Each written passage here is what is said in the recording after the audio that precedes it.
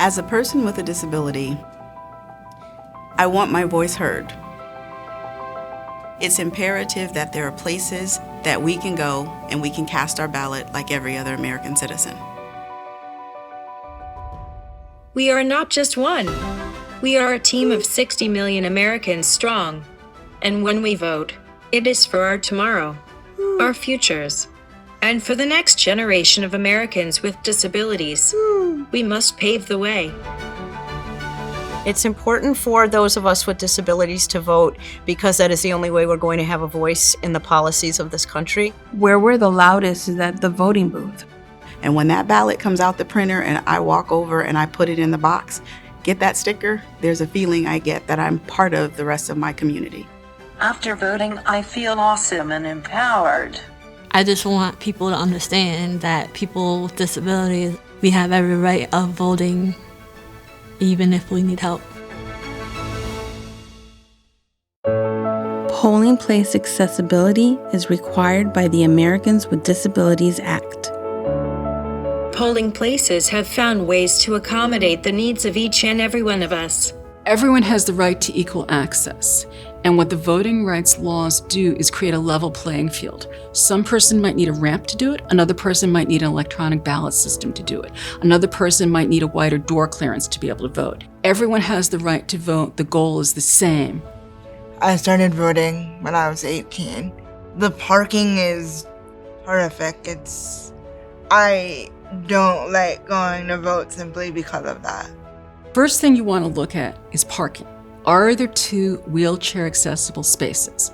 They should be closest to the entrance, ideally not on a hill, not on a slope. After the parking space being accessible, you have to have an accessible path of travel. What that means is there's no obstructions in the path of travel. There isn't broken sidewalk that's dangerous. These are all tripping hazards, by the way, and dangerous for everyone.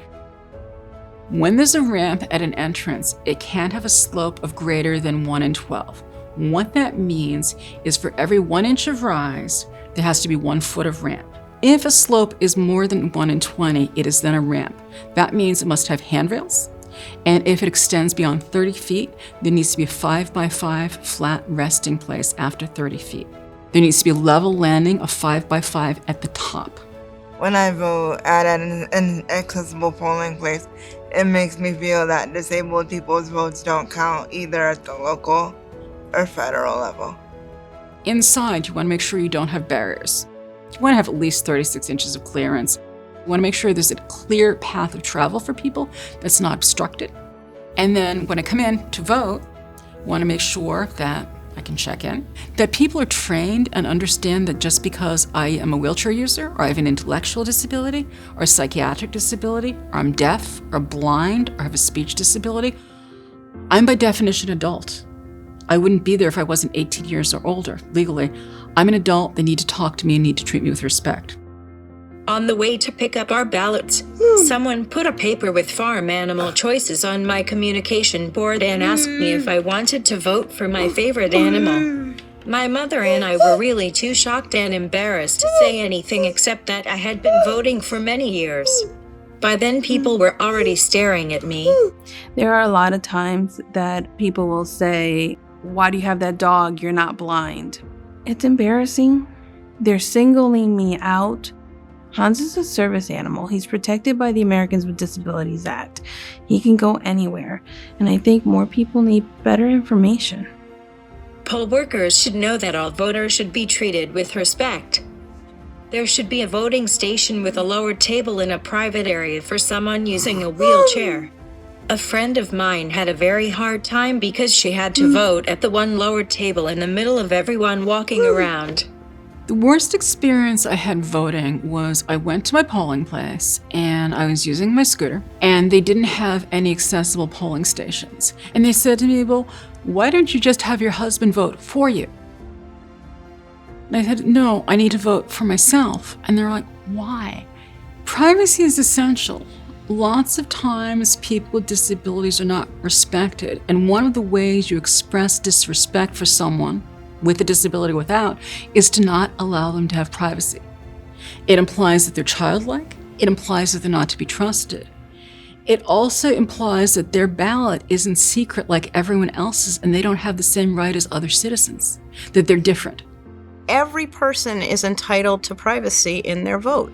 That's why you get a privacy screen around you when you're voting. And that's why you get the folders that they put your ballots in. And just because somebody has a disability and is using the accessible machine, they have that same right to privacy that we all do.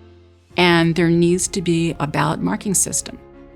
The great thing about the electronic ballot marking system is it can be used by anyone, not just people with disabilities. It's most beneficial to people who have difficulty accessing paper ballots.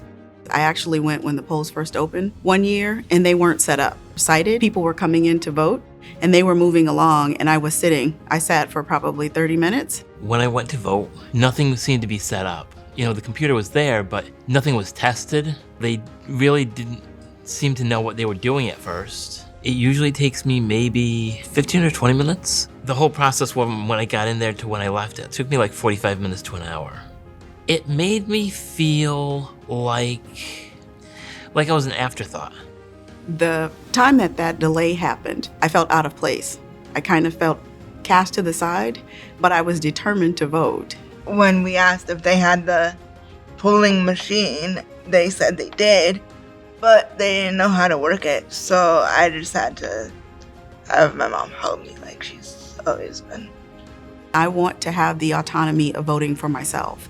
So I use that device so that I can cast my vote myself. A person should have the option of doing that through audio, by hearing it, or visibly by using a touch screen. The machine gives me the right, and it gives anybody who is visually impaired the right to vote independently.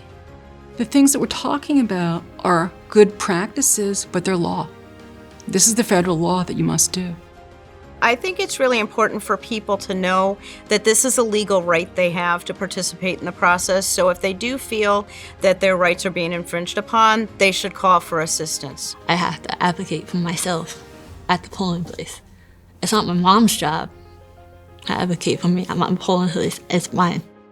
We pay taxes, we work in our communities, we have families, and we want a quality of life where our voices can be heard and we can elect our officials, those that are going to govern us. I want poll workers to understand, and people in general, that people with disabilities are just that. We're people. People with disabilities have a voice. We must make sure our politicians hear us on election day.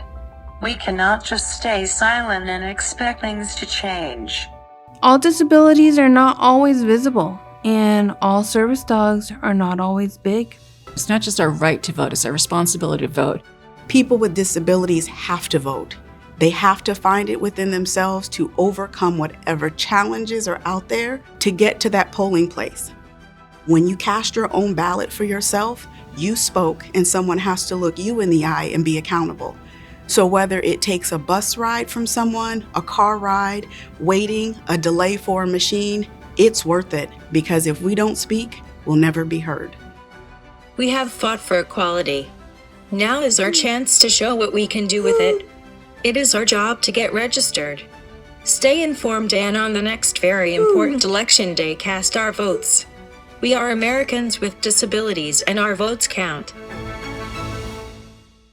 For more information on the voting rights of persons with disabilities, contact Disability Rights Connecticut at 1-800-842-7303 or visit disrightsct.org.